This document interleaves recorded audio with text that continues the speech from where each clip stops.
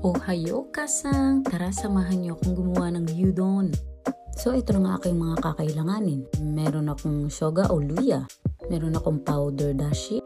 Meron din akong onion or tamanegi. Meron akong soy sauce o shoyu.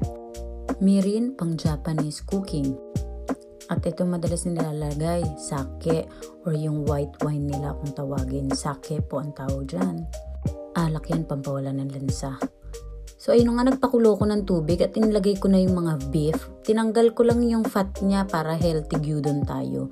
Hindi ko po yan siya talaga nilagat, as in tinanggal ko lang. Saglit, siguro mga 2 minutes ko lang siya dyan inilagay sa mainit na tubig para mawala yung fat ng beef. So ayun nga, gagawa na tayo ng sauce ng gyudon. Meron akong toyo or shoyu. Meron akong nilagay na mirin. Sinunod ko na yung sake or white wine. At syempre, pampasarap ng kasa, ang honey. Instead na sugar, honey ang ginagamit ko dyan. At ayan, hinalo-halo ko na siya.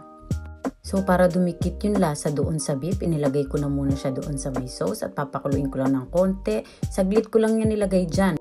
Mga 2 minutes, hinango ko na rin siya kasi mas masarap malambot yung beef. Huwag natin masyadong lulutuin.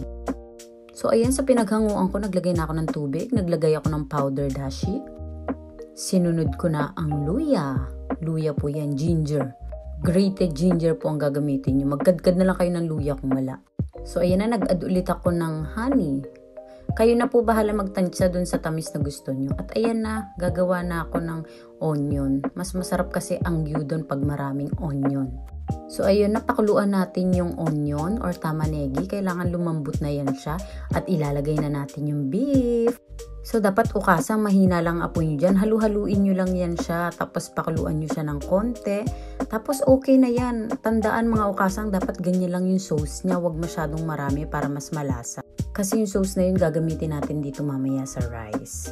Lalagyan natin ng konting sauce yung rice natin para at least hanggang ilalim manuot yung lasa ng beef gyudon natin. So, ilalagay ko na siya dyan. Ito na yung favorite part ko for the platings tayo. So, ayan na. Ilalagyan na natin ng konting sabaw para hanggang ilalim may sauce siya. Mga kaukasan, tandaan, pang-4 na tao po talaga lagi ang ginagawa ko. So, kayo na lang magtansya ng dami. So, dyan sa gitna, maglalagay na ako dyan ng osen tamago, yung favorite kong osen tamago. So, ayan, binarag ko na siya at inilagay ko na siya sa gitna. Look at that! Perfect osen tamago! Siyempre, mas maganda colorful, kaya naglagay ako ng greens.